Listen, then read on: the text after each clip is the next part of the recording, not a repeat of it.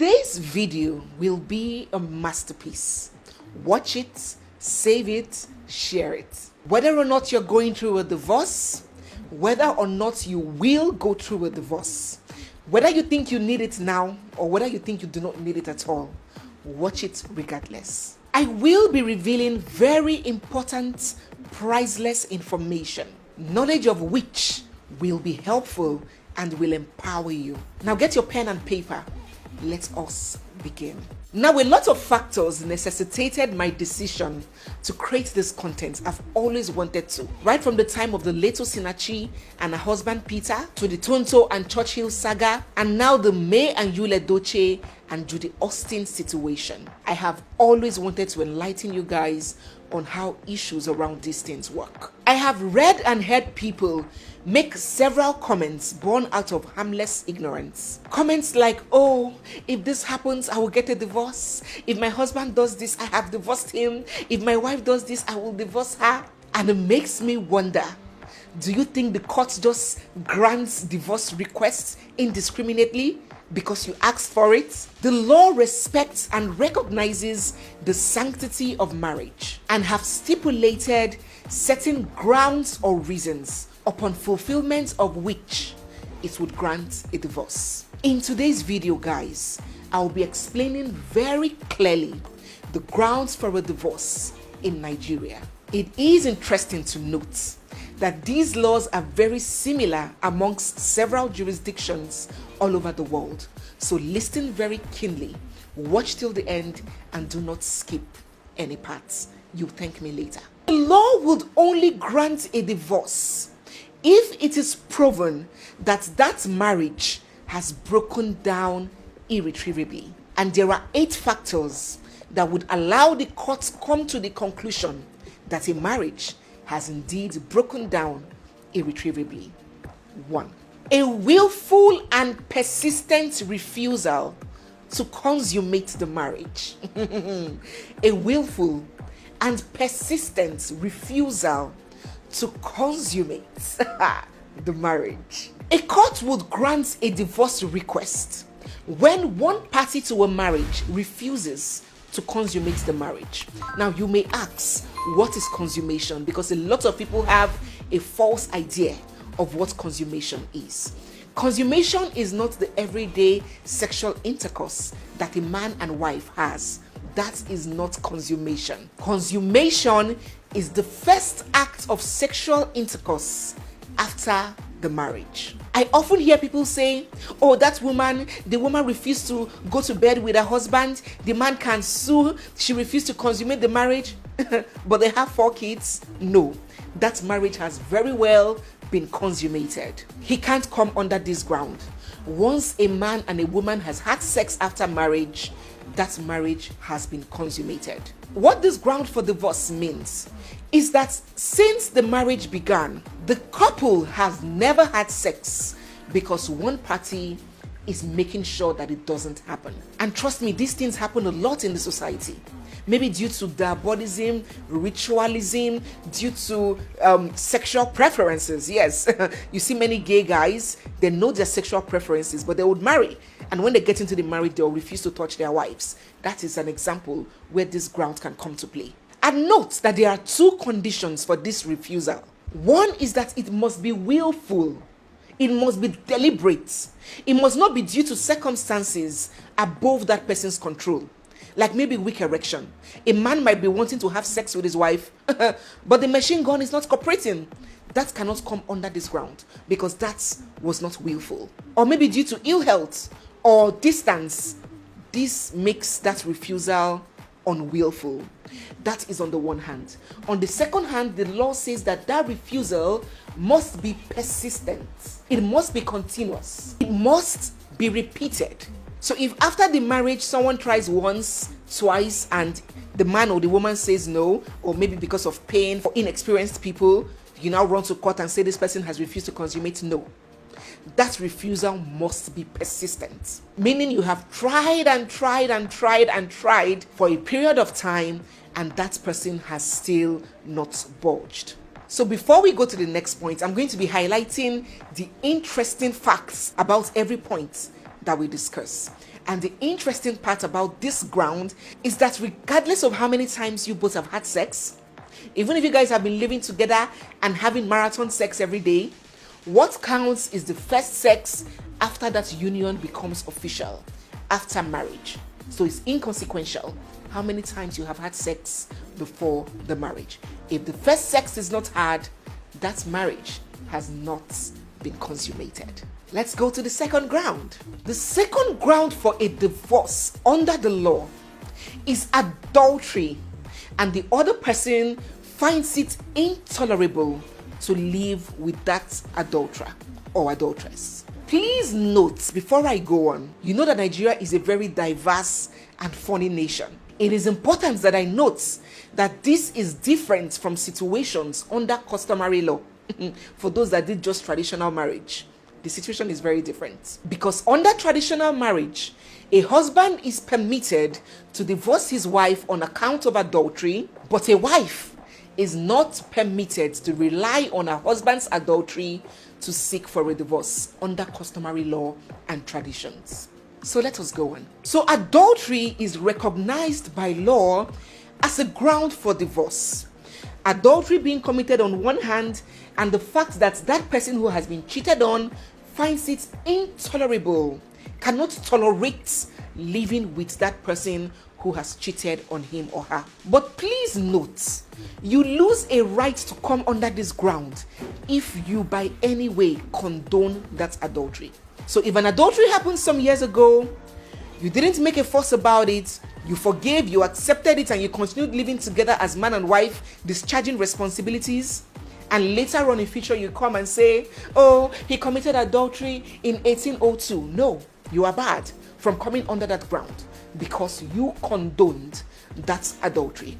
An interesting fact about this ground is that the law makes provision for a spouse to sue for damages against the person who committed adultery with his or her spouse.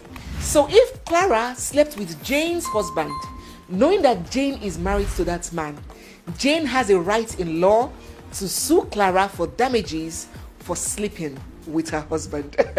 Side chicks wouldn't like this one. Let's go to the next point. The third ground for divorce under the Nigerian law is unreasonable behavior. The law puts it like this: that since the marriage, your spouse has behaved in such a way that it cannot be reasonably expected for you to live with him or her. I'm actually supposed to be using the terminology petitioner and respondent. Petitioner, the person seeking for the divorce, and respondent is the person that is being dragged to court, right? But I don't want to confuse you with all those legal terminologies. That is why I'm using your spouse, all right? Remember, I promise to keep this as simple and easy to comprehend as possible. So this ground borders on bad behavior. Intolerable behavior. A behavior that no human being can be expected to put up with. I consider this grounds to be the broadest of them all. Other grounds are more definite and, enclosed, but this one accommodates all sorts, from excessive gambling to chronic indebtedness to gross irresponsibility, perpetual drunkenness, cruelty and bestiality, domestic violence and extreme anger issues, even the use of juju, and charms can comfortably come under this ground. The list is both broad and inexhaustive. So that spouse that is always getting so drunk that they call you, Mama Nkechi, we found your husband in the gutter at the junction, and you go there with wheelbarrow and pick your husband, and he's like, oh, woman, let me alone. You know those kind of husbands, and will still come back home and demand sex, stinking of alcohol, and even beat you on top of it if you refuse them. Those kinds of behavior. That man that is such a chronic debtor that every day you're coming to get harassed at home, your properties are coming to get carted away because your husband is on all the loan apps and all the Baba Ijebu and Baba Ijesha, borrowing up and down and driving the family to the brink of poverty. That is an irresponsible behavior, and it can fall under this ground. So it's broad. A behavior that you cannot be reasonably expected to live with. Before we move to the next points, are interesting facts about this ground. Now, this ground is benchmarked on the concept of reasonability. it has to be reasonable and fair to every right-thinking person, not just your personal preferences. So a woman can have a man who snores so loudly, and despite it causes her so much distress, she cannot come under this ground because the court will consider that behavior as one that can be lived with. Despite to her in person, individually, she cannot deal with it. But to the court might see that behavior as one that any reasonable person should be able to cope with. Number 4, the fourth ground for divorce in Nigeria is desertion. Desertion. What is desertion? Abandonment, ghosting, leaving your spouse. According to the law, desertion is when one person withdraws cohabitation. Cohabitation is when couple, husband and wife live together, right? When one person withdraws cohabitation in a marriage without just cause and without the consent of the other party, that party can be deemed to have been deserted. This desertion must have existed up to 1 year preceding that request for divorce. Let me break it down. So the desertion must follow a 1 year straight period. You cannot come and say, he deserted me 3 months ago and came back, I accepted him. He left again, deserted me for 5 months and came back, I accepted him. He left again, deserted me for 10 months. No, it must be for a 1 year straight period or above, minimum of 1 year. And it must be the 1 year preceding the request for that divorce. Are you following me? Say yes, Barrister Neze, in the comment section if you're following me.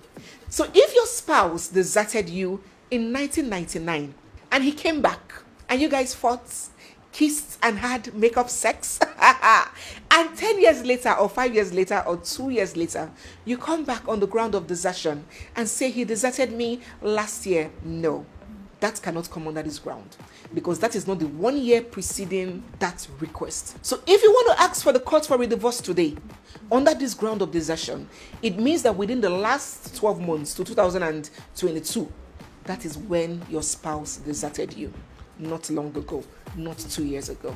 Also, consent nullifies your rights on this ground. So if you and your spouse consent to living apart, Emeka Male, Nedu Brazil, Ikenna Japan, you know them. For example, you and your husband agrees that your husband should go abroad to go and hustle while you stay back here to wait for him, and he's been away for years.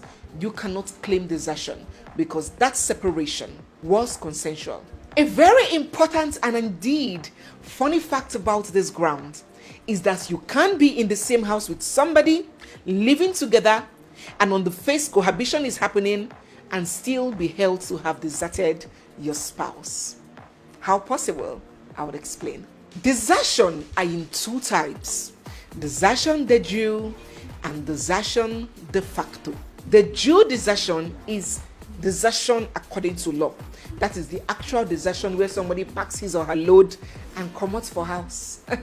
My wife pack commutes, or my husband pack commutes. That is desertion de jure. According to law, it is sin that that person has deserted you.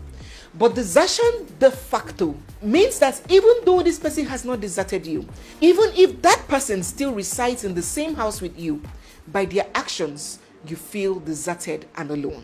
It is desertion in practicable terms. So when you're living in the same house with your wife and she's giving you the silent treatment, she wouldn't talk to you, she wouldn't cook for you, she wouldn't share a bed with you, and that behavior stretches for up to 1 year, the court would hold that you have been deserted and can grant you a request for a divorce under this ground. Where my ladies at? Where are the methods of silent treatment? Can I see your hands in the comment section? This one is for you.